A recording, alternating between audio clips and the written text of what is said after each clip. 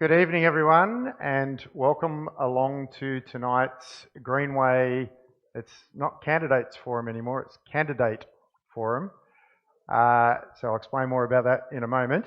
For those of you who don't know me, my name is Mark Tuff. I'm the minister here at St Clement's Anglican Church, and thank you all for coming out on this rainy night to be with us. I'd like to welcome Michelle Rowland. Thank you for coming along, Michelle. Michelle is the current member for Greenway and standing again for Greenway for the Labor Party. Palani Subramanian was meant to be sitting next to me, but he has been a late cancellation, which is disappointing. I did send an invite to the Liberal candidate nearly a couple of months ago now, and I waited until 4:33 today to get a response, despite numerous promptings. And the story was that she had time, but her voice was not working. So that was what we heard. So anyway, as Michelle said, it's the dynamic duo tonight. So plenty of opportunities to ask Michelle questions. So let me tell you what's going to happen. I'm going to ask Michelle about half a dozen or so questions. A number of those will be up on the screen. And then there will be the opportunity for you to ask Michelle any questions that you would like to ask. And you'll notice that there is a microphone just over here where you'll be able to come and ask your questions. Can I say your question? So one question per person, because we want to try and give as many people an opportunity to be able to ask questions. If we kind of get to a point where we still have some time and there are no more people asking questions, maybe you can go back for a second bite if you would really like to. But we really want to be done by 8:30 sharp tonight. So earlier, the better. So yes. Can I encourage you, please, to put your phones on silent or to turn them off if you haven't already done so. And I think it goes without saying that while one person's talking, it's only one person talking at a time and no interjections, whether or not you agree or disagree with the candidate. So, Michelle, let me ask you, just remind people about your religious affiliation to start with. Sure, thanks everyone. Thanks for having me along this evening. My background is that I was raised a Catholic. I went to school at St Bernadette's in Lalor Park and at Our Lady of Mercy College, Parramatta. My husband is a Maronite Catholic. Both our daughters have been baptised in faith. I try to attend Mass as often as I can. We sort of see it as a bit of a family thing, and normally I attend a Maronite church. But I also try to make time to, my dad still lives in Lalor Park, he's 93 now, lovely man, and we try to go together as much as we can, including, at special times, including Easter, for example. My eldest child goes to a Catholic school. My younger child will go to the same school when she gets into year 5. Because her school starts a little bit earlier, but we've made a conscious decision for both our children to be educated in the Catholic faith, and they both, the younger one similarly, she does a Catholic education course as part of the church. Thank you, Michelle. Now, we're going to have a series of questions which have been prepared by the group Freedom for Faith, who have helped to organise tonight's forum, and so they're going to be up on the screen, so we're going to have our first question. Religious freedom isn't just about what we believe in the privacy of our own homes. It's about the right to express those beliefs, to speak openly, to practice freely, and even to hold and express views that are unpopular. It also means not being forced to say or do things that are against our faith. Right now, religious freedom is under great pressure.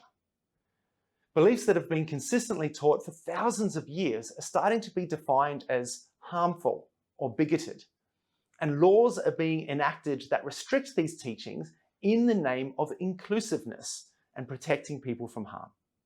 Will you protect the individual rights of religious freedom, expression, and conscience, and the right for parents to raise and educate their children in accordance with their faith. So, Michelle, the next question after this one will focus more on organisations and things like that to do with religious freedom. But it seems that more and more there is a bit of an attack on parents being able to raise their kids in accordance with how they think they should. There are laws in Victoria, for example, that around conversion therapy, etc., which kind of attack that kind of right. Your views about individual religious freedom, and will you be working to protect it? The short answer is yes. I think it's important to recognise, just as I have as a parent, that people should have the right to have their children educated as they choose, to choose what institutions, and also that institutions may choose to hire people of a particular faith in order to continue a particular doctrine, and that needs to be respected. And that also includes being able to give preference to those people. So we'll come to that in the next question. Yep, sure. Yep. I do think it's important to, I don't think there's anyone who would want to discriminate against children. So I actually think that is sometimes, if I can put it bluntly, I think that is sometimes put too far ahead in the piece. I certainly haven't met any. I've been to a lot of different schools of different faiths, including Christian schools, and there's no one who wants to discriminate against children. I do think in terms of ensuring that this is properly legislated, that there does need to be a bipartisan approach. That hasn't been forthcoming. I do have a better sense that a new parliament, and look, it's in the hands of the people what parliament we have in the next couple of days. That unfortunately hasn't been forthcoming, but I do think that there will be, I think, a better sense in the next parliament for that to occur. I'm curious, I remember a number of years ago you spoke at an event back in 2019 that we ran over in Blacktown talking about religious freedom. I remember on that occasion you kind of talked about how in some respects this religious freedom issue is not really kind of a party type of issue per se, that there are people in both parties who kind of are on either side of the debate around that. So you just kind of mentioned you're more hopeful about the next parliament. Do you still see that sort of divide within parties could actually make it difficult for that bipartisan consensus to come about, as you're hoping? I think within parties, it's difficult to tell, but I also, as someone from Western Sydney who holds particular faith views, not everyone in the Labor Party holds those views, and not everyone in the Liberal Party holds particular views either. But I do think that there's enough momentum, and the Prime Minister was raised a Catholic as well. He has particular views on, we need to let people be people, and people be able to express their faith as well. And I think it's been a few years since we had. I know Scott Morrison was a man of faith, but I think it's been it's not a bad thing to have, I think, a leader of a party or of a parliament who has particular religious convictions. I know our Prime Minister has that. Yep. Okay. Well, let's go to the next question, which kind of, I suppose, goes to more of the organisational type of thing we were talking about. Freedom of religion doesn't just include individual religious belief and practice. It protects our ability to worship and live out our faith together as a group. This means religious communities must have the freedom to gather, worship, teach, and serve. This is part of freedom of association, the right to gather together with people who share the same beliefs as you. Australia has a rich history of being blessed by faith-based institutions. Many of our largest charities, hospitals, shelters, aged care and aid, were founded as expressions of faith and still operate today because of their faith identity. Equally, the very first schools in Australia were founded by the church, and today 1 in 3 parents choose to send their child to a faith-based school, and that number is growing. But all this has been put under threat by governments and legislation that are trying to force religious organisations to compromise on their beliefs or prevent them from running their institutions according to their convictions. One of the most serious areas of pressure is employment and appointment of volunteers. At both state and federal level, laws have been introduced or proposed that would prevent faith-based organisations from preferencing employees who share and live out that organisation's faith. So, will you protect the right of faith-based organisations, including charities and educational institutions, to operate according to their faith? This includes employing staff and engaging volunteers who believe and practice their faith. So this is the more organisational sort of version of religious freedom. And again, there have been, as Mike said in the video, different sort of policy attacks. Again, I think particularly Victoria, schools in Victoria not being able to employ people that they would prefer to have on board. As someone whose kids went to a Christian school where all the staff are Christian, that's something that's very, very important to us. What's Labor going to be doing about this? Certainly. Well, we did have some draft legislation that was prepared, and it would actually have prevented discrimination against people based on their faith and maintain the right of religious schools to give preference to staff and volunteers in their hiring. But I did want to stress that I believe in, and Labor believes in, the right of all Australians to manifest their beliefs and their religions, and for religious organisations to act in accordance with their fundamental tenets and doctrines, and that includes in the hiring of staff as well. And again, some people sort of say, oh, why does a maths teacher need to be, a Christian, or why does a cleaner need to be a Christian? So those sorts of questions kind of get thrown around. And I think it's important to note that for people of faith, modelling is a really key part of the whole. We send our kids to a particular school where we expect all the staff will hold that faith, will practice that faith as a way of modelling that sort of thing to the kids. So do you think that modelling aspect is something that people, politicians understand? Because I get the sense there are some people who wonder why you would need that. No, I don't think a lot of people do understand it in my profession, to be honest.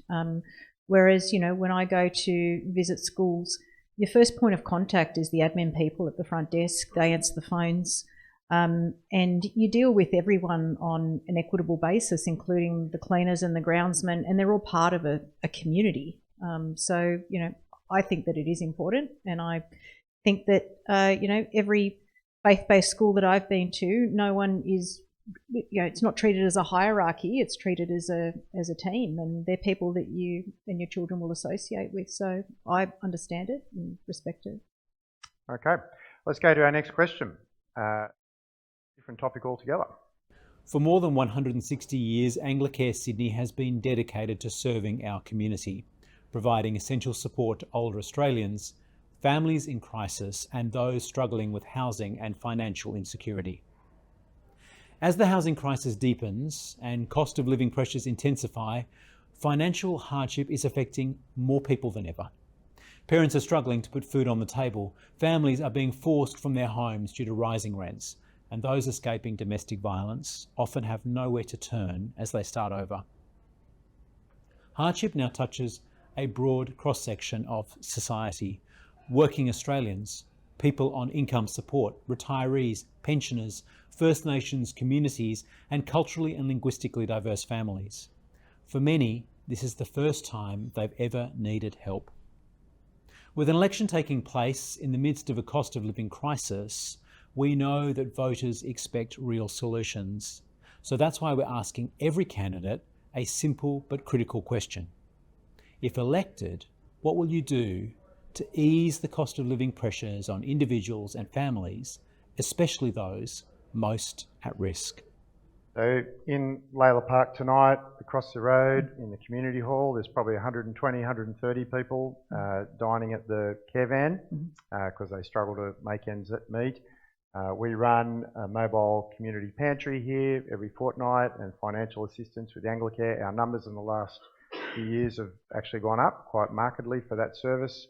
At a round table last week, we were talking about all these sorts of matters. What's Labor going to do over this next term of government to help this cost of living crisis that we're in? Certainly. I think there's three key things there. And firstly, I want to acknowledge so many people are doing it tough in different ways. Here in Layla Park, there's particular demographics of people who unfortunately have always been under pressure, and that pressure has been exacerbated. But even when you go to the northern part of the seat, which has people who, they're new home buyers, they are even saying that they are doing it tough at the moment. So it is difficult for everyone, and I acknowledge that. I think the first thing is to make sure that we are alive to what is pressuring people at the moment. And for people, it's in a variety of ways, but a large number of that is in terms of bills. And one of the key unavoidable costs is around energy. And we know that given particularly the ongoing war in Ukraine, the price of oil, what is going on in the global economy at the moment makes it difficult. That doesn't give anyone comfort. But I am a member, and I take it very seriously. I'm a member of a small group of cabinet ministers called the Economic Review Committee, and the Expenditure Review Committee, sorry. And what that means is it's about 5 ministers who are responsible for putting together the budget.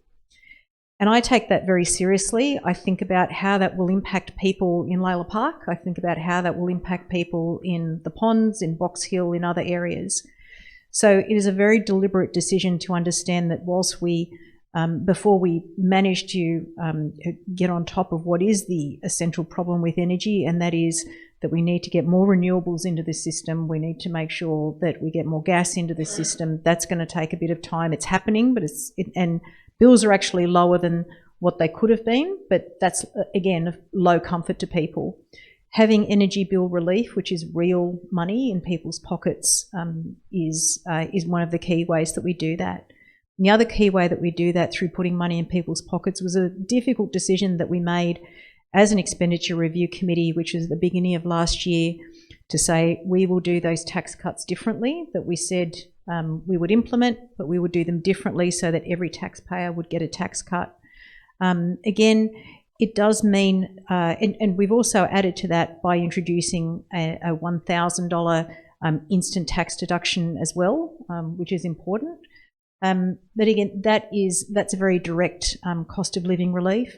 But there's also people who are in different economic circumstances, a lot of young people who might put off either getting married, having children, buying a house because they can't afford an education. So making the decision, and it's a very expensive one, to wipe 20% off student debts and to decrease their HECS liability is really important. That's nearly $6,000 in savings that it will mean for young people. So there's that element of it which goes to direct money. The second is making things more affordable for people. So when we're talking about prescriptions, the cost of medicines, they've substantially come down. Investing more in Medicare, the single biggest investment that we've got in Medicare, will be of great assistance as well. But we're also, again, when you target particular cohorts, having increases to rent assistance for pensioners, making fee-free TAFE permanent is all very important. So there's sort of some of the broader areas around health, education, for example. But the third is in my own portfolio, and I'm very privileged to be the Minister for Communications. And part of what the remit that the PM has given us is you have to think about how you are going to assist people with their day-to-day cost of living.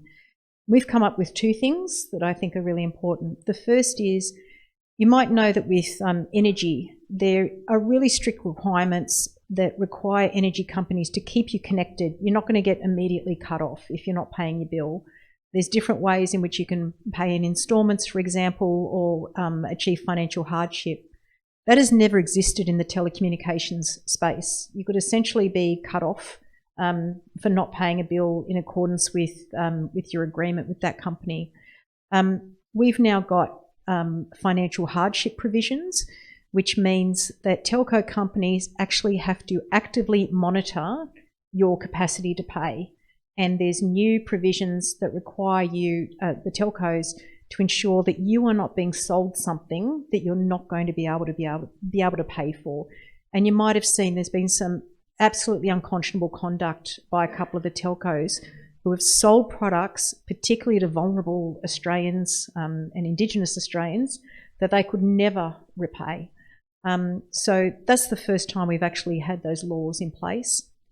And the second is, and this came out during COVID, there was a direct correlation between kids who didn't have, for whatever reason, didn't have the internet at home and kids who did, and their ability to engage in remote learning. And the organisations that keep the best records on kids are schools, so they could actually track this. And we managed to work out that there was some 30,000 families around Australia which, for whatever reason, they just weren't connected to the internet. So we have made free any connection for any family who has school children who aren't connected. They are getting broadband for free at home through the NBN. And again, it's costly, but it's not an exorbitant cost. We've got the NBN to absorb most of it. But it means we've got now, I think, over 20,000 families who've been connected. So it's not only benefiting the kids, it's benefiting the whole family, because everyone can use it. If I'm fortunate enough to be returned and become the Minister for Communications again, I'm going to have to work out how to do this in the long term. And I'm going to have to work out how to make sure that telco costs are, because I know that it's a big part of, you rely on your mobiles, everyone relies on their mobiles, by making it more sustainable for people and keeping those costs down. But, it's one that I'm up for, and I think by looking at what I can do in my own portfolio, I think that is going to make a real difference to people.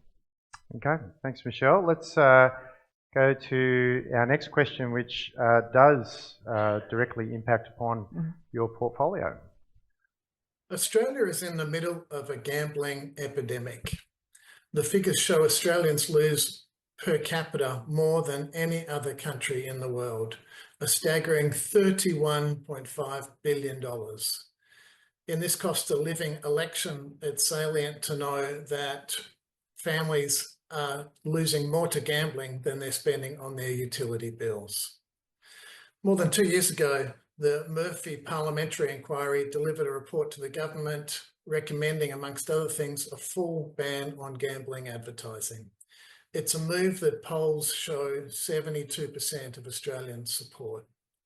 So, will you, as a candidate in this federal election, commit to support the implementation of all 31 recommendations of the Murphy Review? We believe it's incredibly important to protect our kids and to protect our community from gambling harm. Now, Michelle and I spoke about this at some length last year, this particular thing, and I was expecting that there might be something by now, and there hasn't been anything at this point. What's happening in this space? Well, there's two key things that are happening. The first is there were 31 recommendations arising from the Murphy Review. One of them was to do with advertising, but I do recognise it is a big part because people see it. They see it in outside advertising, they see it on their social media feeds and online, they see it on TV. But we have taken action on a large number of those recommendations, and some of them are more complex than others. But I did want to say to you what we have done and what I have managed to do in a very short space of time, because it is significant and I think it's important that people know. We, for example, actually passed legislation to ban the use of credit cards in online wagering, which was resisted for many years, but we managed to get that through the Parliament.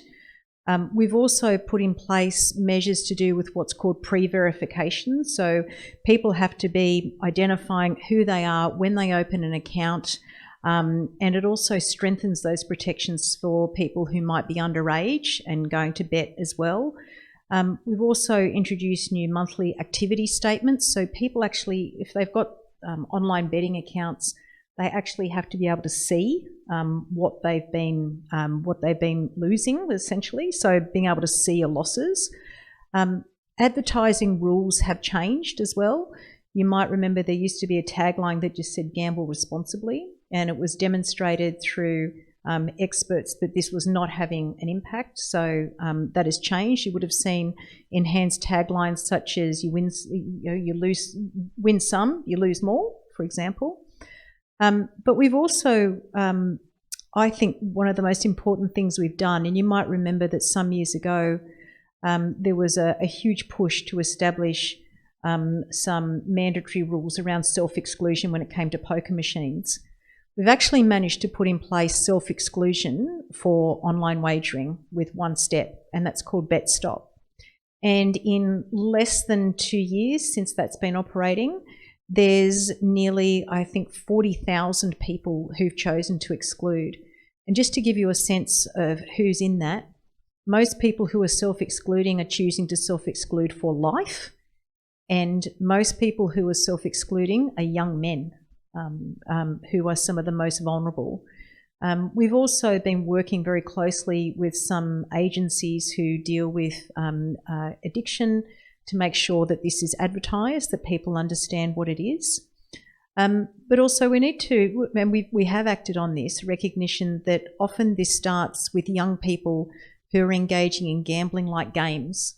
And part of my role as Minister also goes to issues of classification. So we've actually introduced new classification rules where there is simulated gambling to make it restricted. So even if it's got some gambling-like features, it becomes an R-rated. But look, I understand there's a whole lot more that needs to be done to improve it here. I would point out that this is an area that is complex. And for example, it's no secret, and it's been reported in many places. I have been working assiduously on this, and I can tell you where we're facing some of the big challenges, and they are around where we seek to put restrictions in the online space, because a lot of these, of course, are platforms that are essentially big tech that are very powerful, as you would have seen, and they're currently, again, this is in the public domain, they're challenging our ability as a government and as a country to be able to regulate Australian content on these platforms. And similarly, that's why we've had to tread very carefully with this. Again, I'll be upfront with you. This is one where I have been wanting to introduce substantive incremental change. And I know a lot of people want immediate full ban action here. But I think it's one where, I know that the Greens political party, for example, did have a position of just having a full ban, but came towards the end of last year and said, well, let's do a little bit because it's better than nothing. But I hope that there is support for doing something in future. I think that people, particularly when you're watching live sport on free-to-air TV, which is primarily the largest source of eyeballs on free-to-air TV these days. So many people have subscription accounts, but again, as cost of living pressures bite, people are choosing to scale back on those. When you're watching sport, you don't want to be bombarded with ads. But that also means that ads need to not be on the field. They need to not be on the ground. They need to not be in the vicinity. And a lot of this is controlled by state governments as well. These are state assets, or they're private assets that have long-term contracts on them. I won't talk for much longer on this answer, but I just want to give you a sense of why this is complicated. It's also complicated because when this was last tinkered with under the previous government, it actually resulted in an increase in advertising because the wagering companies sought spaces on advertising that went outside the prohibited areas and just saturated the market in different places.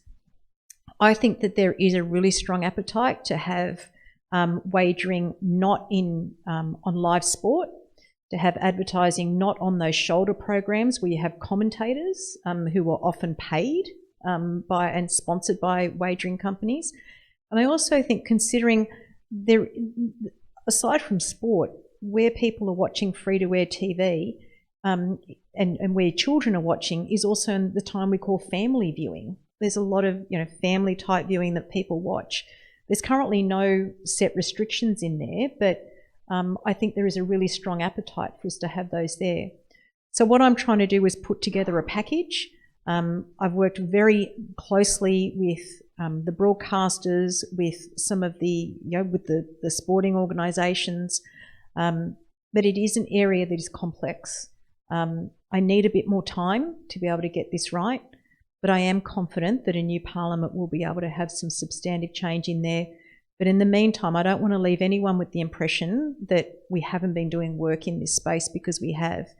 And I can tell you as a last thing, sorry, I've spoken for a while in this answer, the area where the most harm is caused, online wagering does cause harm. There's no doubt about that for people who have particular problems with gambling. But where the most harm is caused is land-based gambling, and that's pokies and casinos, without a doubt. And I can tell you, there's no advertising there. So this notion that advertising is this silver bullet to solve problems, I can honestly tell you that's not the case. That does not diminish the need for us to get work done here, and I'm absolutely determined to do that. Just a quick follow-up question. As you think about the other parties and where they stand on this sort of stuff, do you expect difficulty, say UN majority government, lower house, you've got to get things through the Senate.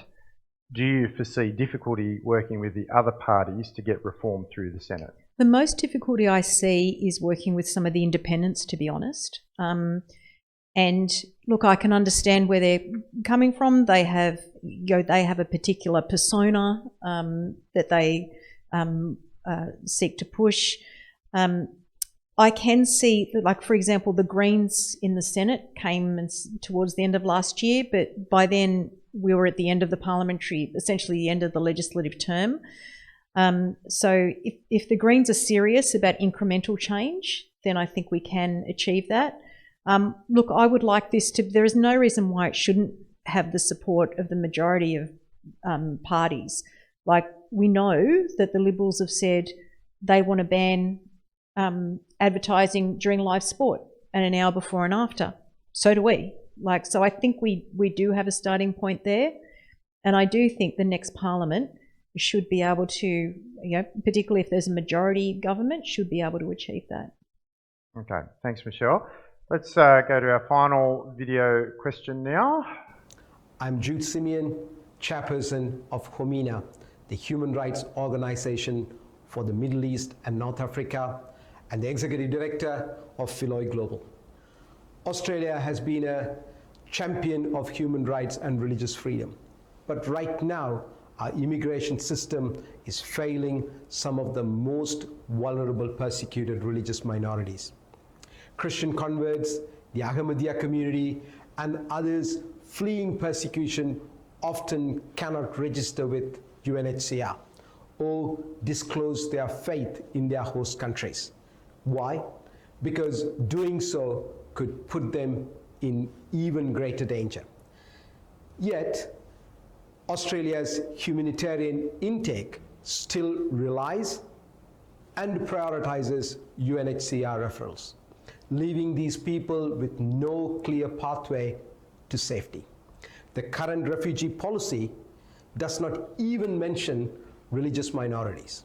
So my question is this: how will you ensure that persecuted religious minorities, those who cannot safely register with UNHCR, receive fair consideration in the Australia's humanitarian intake and resettlement program? So Jesus calls upon us to love neighbour, and one of the things about globalisation, we now have a greater awareness of who neighbours are around the world, and particularly those who are persecuted. So Jude has raised the issue that persecuted minorities often can't register with the UNHCR. How will your government help such people? Well, of course, there's two ways. Firstly, it is through registration with UNHCR, and there's also self-referral. But I appreciate that there are instances, particularly given the nature of some of the countries that these people are fleeing from, that makes that difficult. But we do know that there are people who are of persecuted religious minorities who have made it to Australia, and we have had special visas for them. And some of them I even mentioned in our own communities, like the Ahmadiyya, who are very patriotic and also practice a particular form of faith that means that they are persecuted in countries like Bangladesh and in Pakistan. And in fact, they can even be killed for their faith. I've also had quite a bit to do with the local Baha'i communities, who unfortunately still have people who are persecuted. So we do, where possible, have particular visas that cater for these people, but the reality is that it's never enough. But we need, as a country, to continue doing all that we can. And I give, even previous governments like the Howard government and what they did to assist persecuted Christians in Africa, for example. I know that there were large numbers that came out during that period in the early 2000s. We're always going to have more people who want to come here because we all won the lottery of life and we're here in this country. But I do want to assure you that we do have a non-discriminatory policy, that applications are assessed on their merits, and it does take into account the individual circumstances of cases, including where they have been persecuted. But again, the unfortunate reality is there is more and more persecution that's going on, and more that's coming to light. But whatever government is in power, we must always be vigilant in ensuring that people are given the opportunity to come here and practice their faith freely. Next question, which we're moving on from non-video questions now, and so in a moment I'll ask you if you want to come to the microphone and ask questions, which is what those other people should have done. Michelle, the miscommunication, discommunication bill that you brought to the last Parliament, which was withdrawn before it went to the Senate, there are a lot of people who are concerned about that particular bill, in particular around censorship on social media.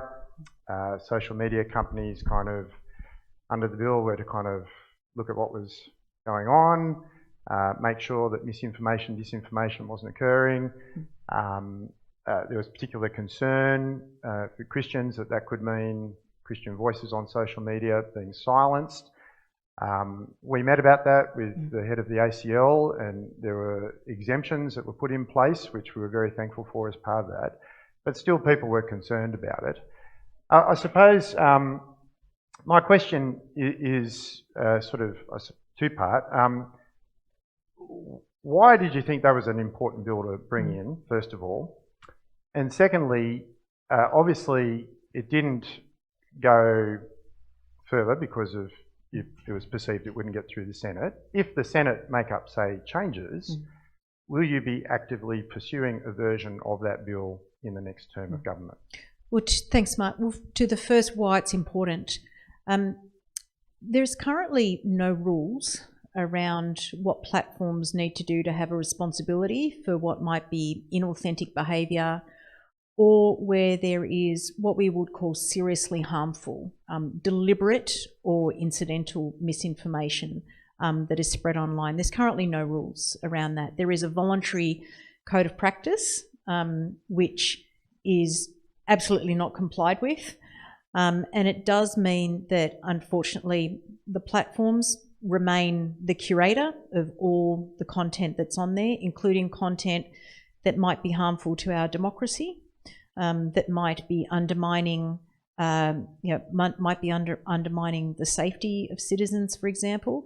And I can tell you that our security agencies like ASIO, they maintain that the single biggest threat they have is the amount of disinformation that is designed to, for nefarious purposes, be it overseas actors that would seek to harm us, or as overall threats to our national security. So we took that very seriously, and we decided to pick up what was essentially a Morrison government reform, and to consult on that and to take that forward.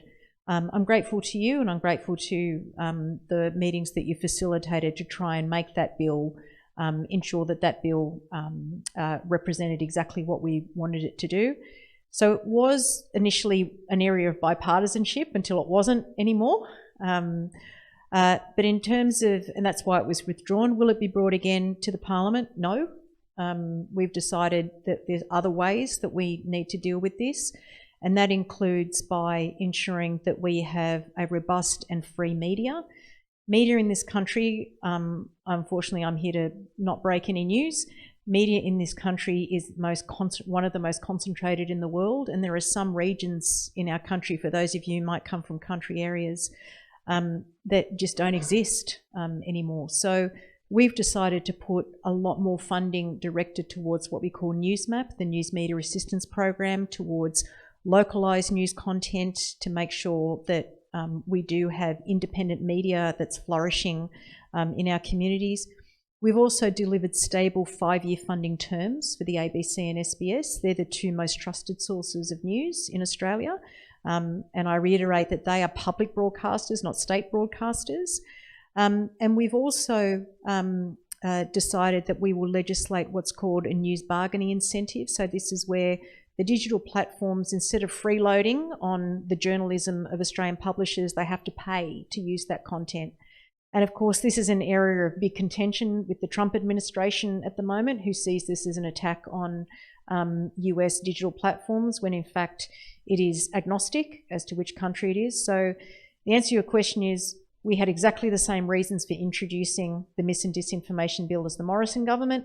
It was not successful. We will not be pursuing it. We'll be finding other ways to keep our media, make sure that our media continues to be a source of trust and truth and remains free and open in Australia. I maintain, I subject myself to scrutiny all the time, and I maintain that a free media is the price we pay for living in a democracy, and I'm willing to pay that price, and we will not be pursuing those provisions. Will instead be concentrating on making sure that our media remains free and sustainable.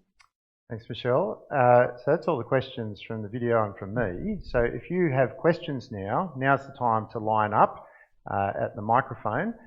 Can I stress one question, not comments? So please come to the microphone and ask your questions.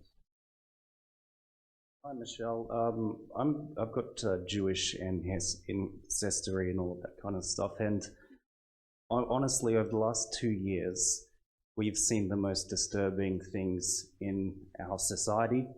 I've got Jewish friends in Melbourne that live in the Caulfield area that feel scared to go out of their homes. Disruptions like we've seen tonight, but unfortunately, at the top, and I'm not having a go at you, but the Prime Minister has failed to condemn anti-Semitism. How can we honestly trust you and the Labor government, considering what we've endured over since October the 7th, when people in Israel were systematically slaughtered by a terrorist organisation? And I ask that respectfully. No, certainly. Thanks for that. Firstly, I also must respectfully say, I do believe as a government and as a parliament, we condemn all anti-Semitic behaviour. And I think that we as a parliament need to be more forceful in that as well. Let's be clear who the enemy here is. It's Hamas. And the enemy is also far right-wing extremists in this country. I never thought we would see the day where far-right extremism and actual Nazism was on our streets. And that must be extremely disturbing for people like yourself and people of Jewish faith. I think that the decision to have a special envoy for anti-Semitic behaviour has been really important, but I think it needs to do more. And I think as a country, we need to continue to stand firm in terms of our condemnation of Hamas. There can be no peace until those hostages are freed. There can be no peace until Hamas is obliterated, because their sole purpose is the destruction of the Jewish people. And that cannot stand. That is inconsistent with our ideals as Australians. So I will take on board everything that you've said, because whilst obviously as a country, I think like-minded people are appalled by it, we need to ensure that there are adequate laws that are in place. And I think that there needs to be very strong community norms that are established to say that this is unacceptable. But I do want to say I sincerely apologise for the distress that must be caused to you and to many others in our community as a result of the behaviour of what is unfortunately, I would say a few, but it seems to be growing.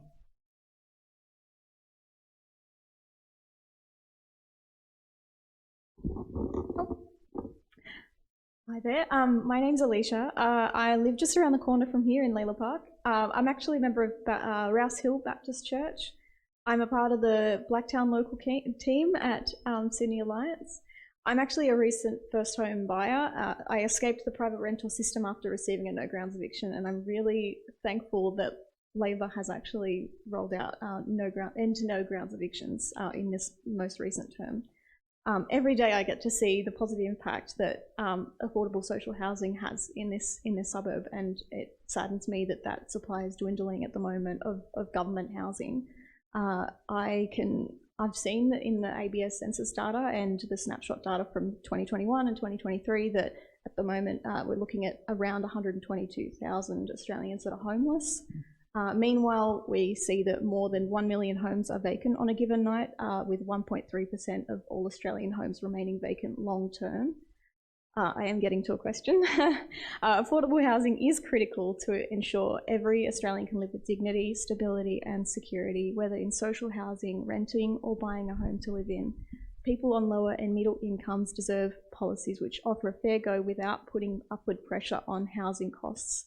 If elected, will you and your party commit to reforming the tax system to support more long-term, stable and affordable housing for everyone, including those on the lowest incomes? Thanks for the question. I acknowledge how difficult it is for people getting into the private market, but also people seeking affordable social housing as well.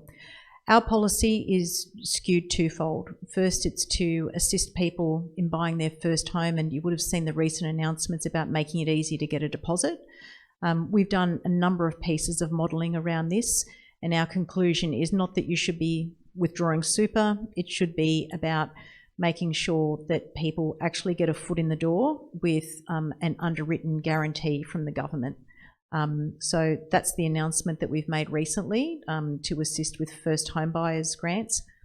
But the other angle that we're coming at it is our Housing Australia Future Fund and the building of more social housing and affordable housing, and making sure that we quarantine some of that housing, particularly for people in need, but also first responders and nurses, for example. There's some that's being undertaken. I inspected a site recently in Quakers Hill, and these are homes that you wouldn't know are social housing either. So we are not looking specifically at tax system reform, although I completely understand the premise of your question. I acknowledge that. We are looking at doing it in different ways and doing it through that assistance to get deposits, but also by having the Housing Australia Future Fund building more sustainable, more social and sustainable housing. Do you have a number on the number of houses or properties being built for that purpose of particularly affordable housing? I can get back to you on that. I'll get you my staff will get your details. Thank you. I don't have them on top of my head. Thank you. Hi, I'm Michelle. I'm Ken Dowse from representing Blacktown Regional Uniting Church. We believe that climate solutions can lower bills, and I think it's in line with what you were saying earlier. But in particular, and reduce the effects of heat stress, for example, through energy solutions and the like. So what we'd like to ask you is what are your plans going forward to actually enable all renters to be able to access clean energy upgrades as well as a broad-term community, but in particular, for things such as energy efficiency, rooftop solar and batteries, and in particular, the sorts of inclusive of the people that are in the really low end and have low incomes, social housing situations and the like. Sure. I think one of the best ways, there are some mechanisms that we've got through community batteries that enable people in social housing to be able to take advantage of that. We have had some recent announcements in that area. Again, I'll get some of your details so I can get them to you. But again, as we sit around that expenditure review committee table, we're always thinking about, well, how are people going to be able to, will this be affordable? But also we don't want people to miss out by virtue of just the fact that they're on lower incomes. There is certainly, because of the amount of social housing that we do have, there's a really great opportunity for people to be able to participate there. So there are a couple of initiatives with community batteries in particular. I'll get your details as well, sir, and I'll make sure I get those to you. Thank you. Hi, Michelle. Thank you for your time.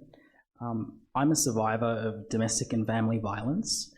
My experience of recovery and rebuilding life while surviving a prolonged pattern of coercive control and intimidation makes me very aware of how the underfunding of social housing sabotages the community's ability to shelter and empower victim survivors, women and children. This is especially the case while frontline services tonight have no capacity and no choice but to turn people in need of crisis accommodation away. And domestic violence is obviously the biggest cause of homelessness in Australia. In 2021, Equity Economics found that 7,690 women a year returned to violent partners due to a lack of long-term housing. Last year, homelessness due to domestic violence doubled since that year, 2021. While the government has made urgently needed and significant one-off investments in new social housing, and the recently created Housing Australia Future Fund, or HAF, ensures that continual flow of funds by taking money for social housing out of the politics of the budget cycle, given the backlog, the demand, and the lives that are at stake, we know we need much more than the HAF's $500 million a year.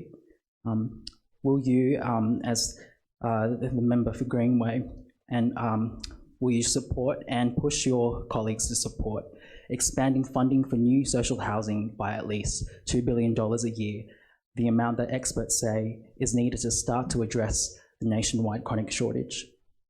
Thank you for your question. And firstly, I want to acknowledge you for having not only the bravery to ask the question and to make that known, but also to thank you for the consideration that you're giving in the question. In terms of an actual figure, sir, I can't give that. What I can give is that we are working very closely with all states and territories to make sure that we maximise what we can get out of the HAF. There is a real appetite, particularly in New South Wales, to get much better results there. So whilst I'll be honest with you, I can't give you an actual figure of how many billions. I think that we will be judged as a government after the next term on how much delivery we have made in this area. And I think that other state governments will too. So what I can do is let you know that as I do sit around that expenditure review committee, I will continue to be mindful and to push for that for the very reasons that you've articulated. Thank you. Thank you. Hi Michelle, thanks for coming out tonight. I work at Rouse Anglican Church with children and families, although I live in the Greenway area. And I just want to have a couple of a follow-up question from the first two questions that were asked this morning, tonight, about some of the religious freedoms and faith-based organisations to be able to employ who they want to employ. I just want to ask, in relation to, so some years ago when we had the change of the Marriage Act, and at that time, was my understanding from a phone call that I had from, I'm not sure if it was your own, your own employee, people who work with you or the wider Labor Party, but talking about how at that time, Labor, I'm not quite sure who was that were meant, but had said that all of the people, the party members had to say a particular way, whether irrespective of what the rest of the area thought about that. Oh, okay. And so I just suppose, thinking about in the legislation that's just come through in the last couple of weeks about people involved in counselling or caring for people with gender and sexuality issues, and how we're not allowed to do that anymore. I'm just wondering how, what is the Labor government's stand on that? Will you, you said that you think that it's there, the whole Labor Party feels like it believes that people should be able to manifest their faith the way that they, their religion convictions say, but we're not able to do that according to some of those new legislations that are either already come out in other states or here in New South Wales. Like what, is Labor going to do anything about that to protect those rights? So if I speak to a family whose child is struggling with gender or sexuality issues, I could be charged with that, charged under the new legislation. So I'm just wondering what Labor's going to do to address those kind of things, which actually are not allowing people to manifest their faith, as it speaks about. Yeah. Can I just add to Nat's question? So I suppose the relevant state legislation lately has been the conversion therapy legislation. And which is terrible when you hear what conversion therapy is, but that's not what we're talking about. And so there is a sense where now under that legislation, I have to be very careful how I pray for someone who's considering, gender transition or maybe same-sex attracted, something like that. So I can pray generalities, but not pray that they might change, for example, under this new legislation. And the Anti-Discrimination Board in New South Wales has put out advice about this legislation, which mirrors the Victorian legislation, but not New South Wales. It actually kind of goes further. So we have bureaucrats on steroids basically going against what the law is saying. So I suppose that's been the most immediate sort of state thing that we're seeing, which is actually imposing upon my ability as a pastor, Nat's ability where she works, to be able to minister to people who come to us, actually asking us to pray in a particular way, but we are now not allowed to pray in the way in which they might request us to pray. Certainly in Victoria it's worse, but both sets of policies have come in through state Labor government. Right. I'm going to firstly confess I'm not entirely familiar with those state laws. What I would say is that if there is an inconsistency between future federal laws and those laws, that the federal law prevails. Of course, we haven't got a set of laws in place yet at a federal level, but no, I'll be honest with you. I'm really not familiar with those state rules. But if there is an inconsistency, then the federal law would prevail. My apologies. I'm not familiar with that. Hi, Michelle. Nick Shelley. I want to thank you for coming along tonight and for answering all our questions and enduring that spectacle before. Wasn't fun for anyone, I don't think.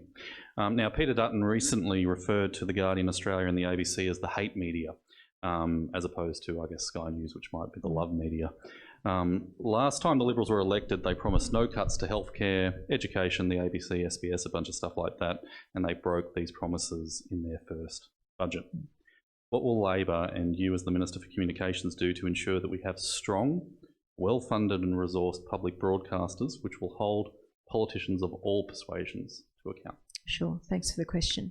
I think the first is we will legislate 5-year funding terms for the ABC and SBS, and this has been identified as one of the key areas to guard against political interference. And we've also had a review on how to make the ABC and SBS more transparent and accountable, and what sort of measures can be done to protect their independence in the long term. And that's always been one of the key ones, to have 5-year funding terms, because it takes it out of electoral cycles.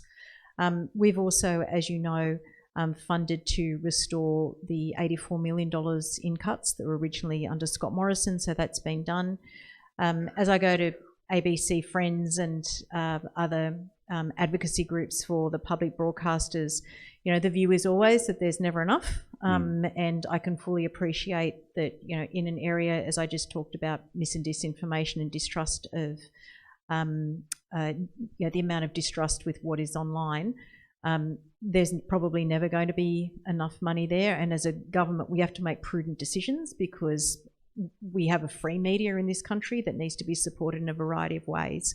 But I think the key way is for the Minister of the day, and if I'm privileged to be returned, and I can honestly point to my record this term, I have had no interference in the public broadcasters at all.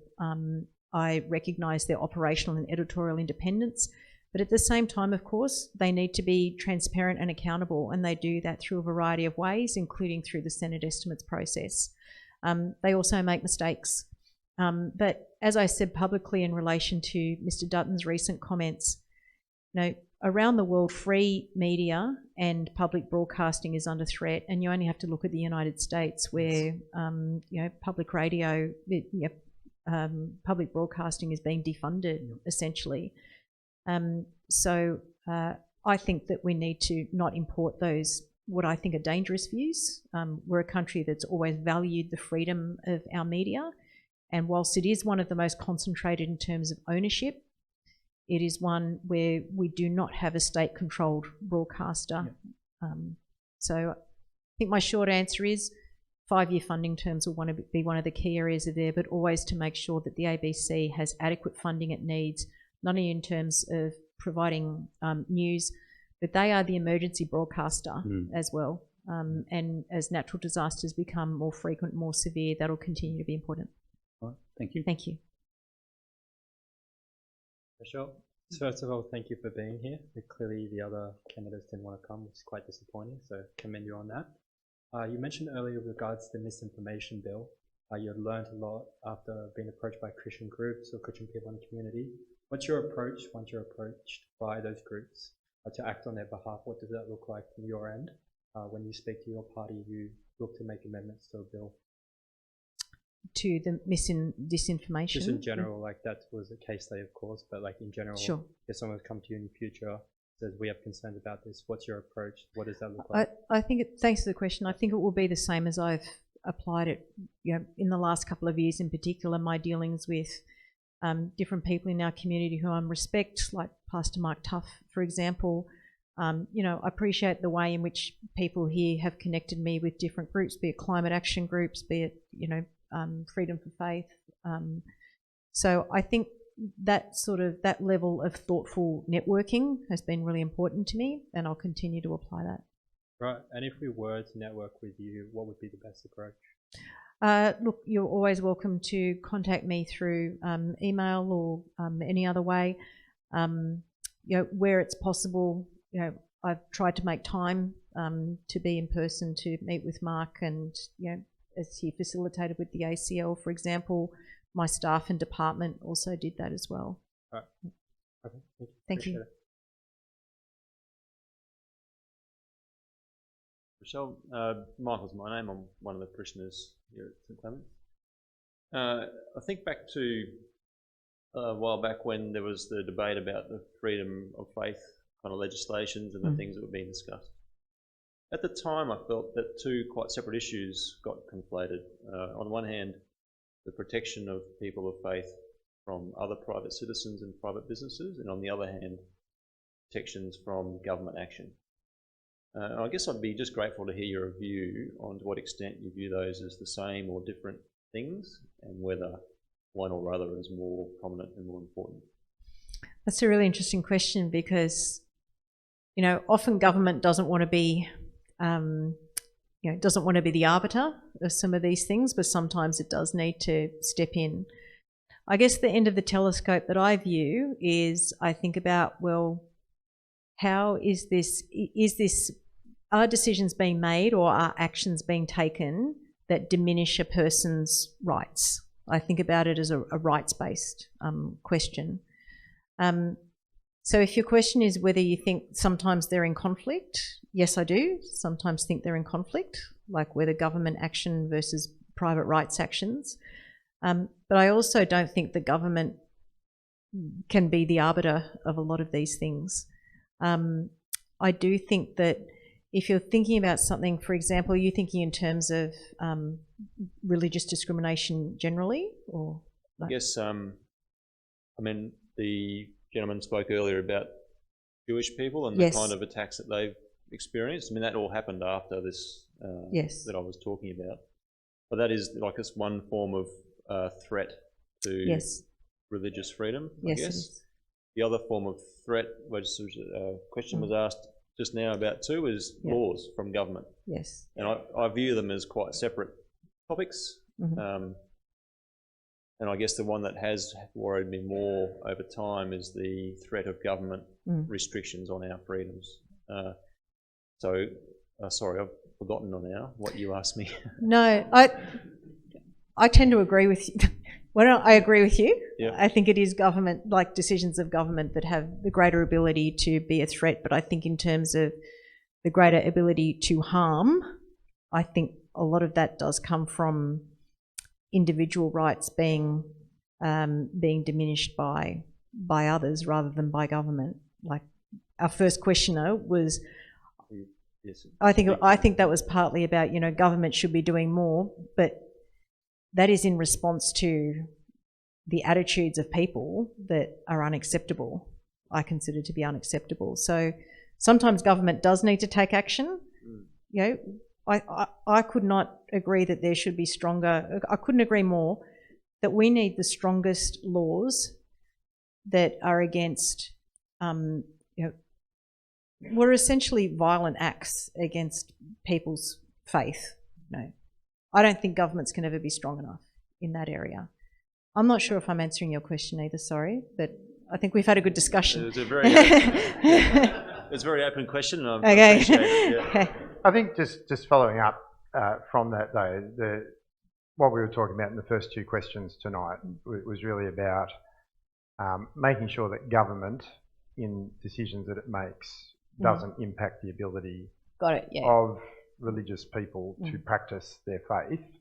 And so when Nat asked her question before, I made the point about the conversion therapy laws in New South Wales and here, and that is an example of government legislating in a way which impacts upon our ability to practice our faith. And I think that's a big concern. Understood. Yeah. So. Hi. I'm Michelle. Jonathan Handy. I live in Penwood and go to Parramatta Baptist Church.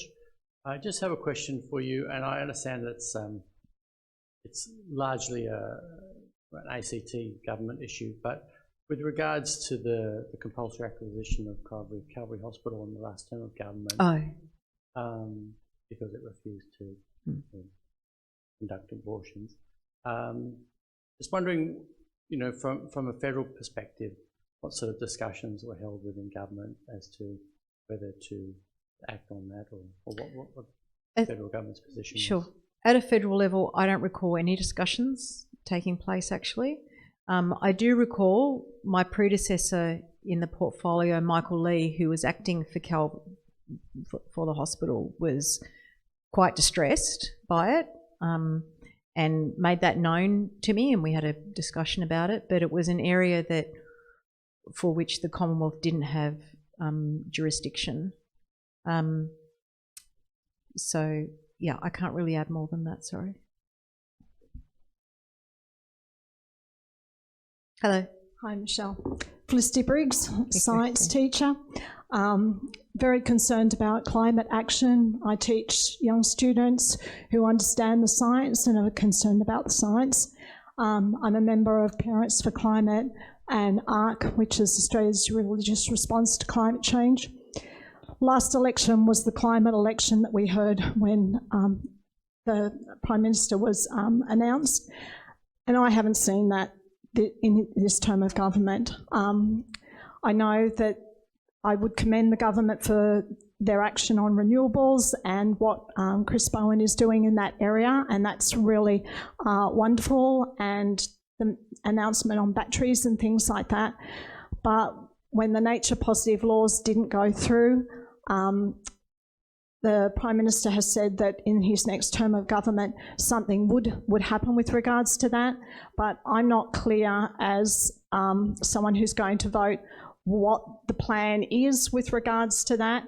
And when we have a government who has just approved more coal and the Barossa gas fields, I just think, you know, what kind of future am I leaving for my children and the students that I teach if we keep putting carbon dioxide into the atmosphere?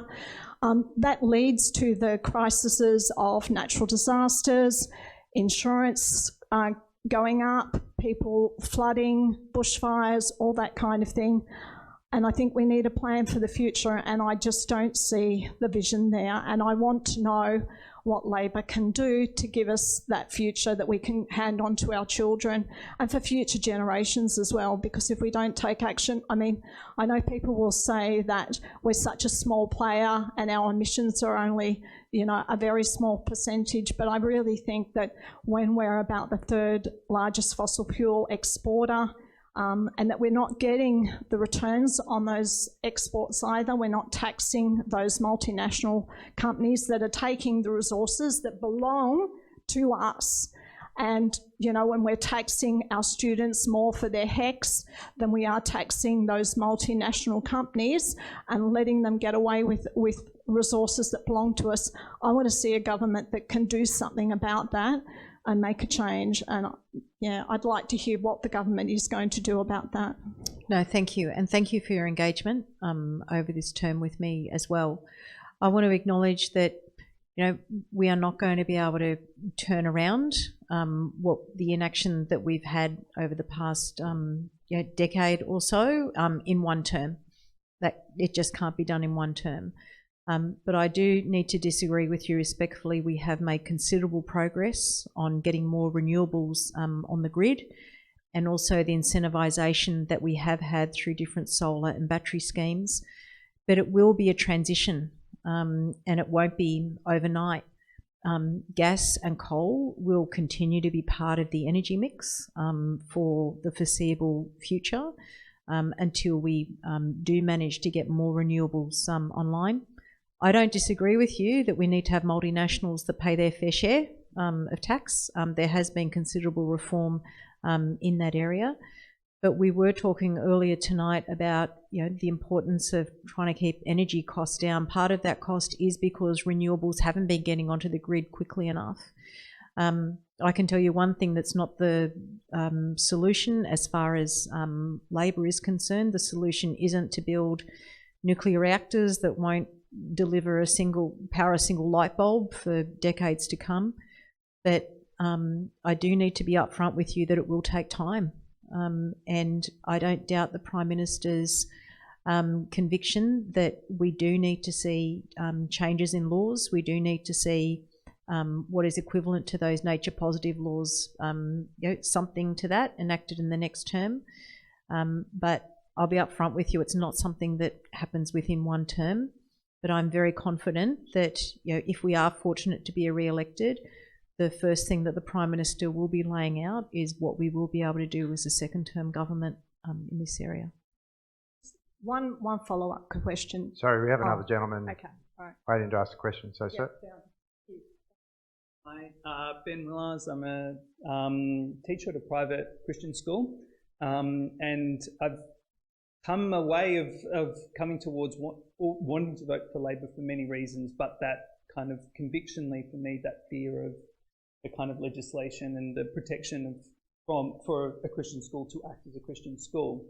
I'm sorry if it was covered in the first video because I missed the beginning, and I'm trying to thread together some different pieces because I know you said the federal law will override state law if that was to happen in the future. And you've also mentioned some discussion in the National Party about some concerns that happened on state level things. So I'm wondering if you could tell me kind of where Labor is feeling about, say, a religious protection or protection around religious rights. Sure.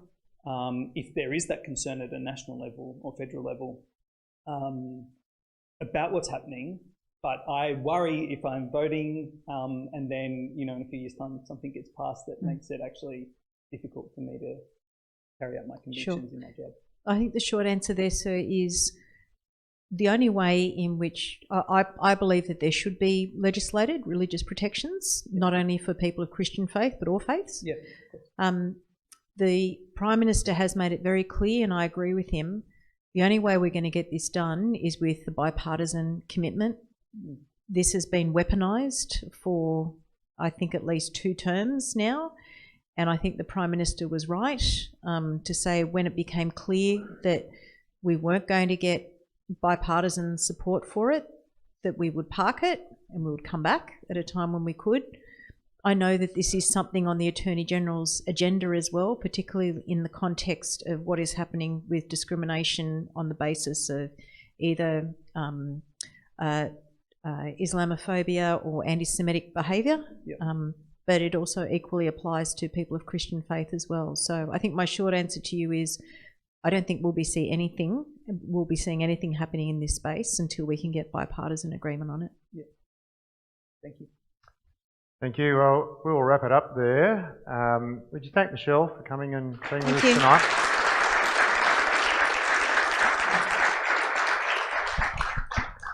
Again, I would have loved to have had two other candidates sitting to my left, so you could have heard their views on things, but for the reasons that I've already explained, they're not here tonight. We tried. But the thing I appreciate about Michelle, whenever I ask her to be involved in things like this, she never hesitates to be involved, so I totally respect that about you, Michelle. So thank you again, and thank you all for coming along. I hope that's been helpful for you as you've been contemplating how to vote. But let me just finish up now by praying for us as we think about what to do this coming week. Our Heavenly Father, we give you thanks and praise that we live in a country where we're not held at gunpoint as we vote. We give you thanks and praise that we can go freely and vote in accordance with our conscience. And so, Father, as a result of what we've heard tonight and other things that we've heard during this campaign, may you grant us wisdom to vote in ways that will ultimately bring you glory and honour.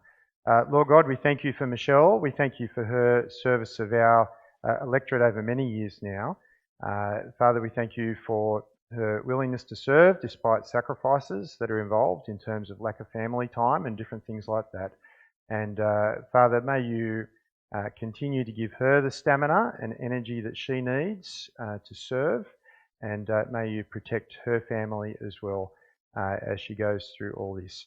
Father, whatever happens on Saturday, we pray for a government that will act in ways that are good for the people, not for themselves. Father, we pray that we might have a government that is committed, full of ministers and parliamentarians who follow the example of Jesus, who came not to be served, but to serve, and to give his life as a ransom for many. Please, Father God, may they serve us well, and may they do so for your glory and honour. And we pray for these things now in Jesus' precious name. Amen. Thank you very much for being here, friends.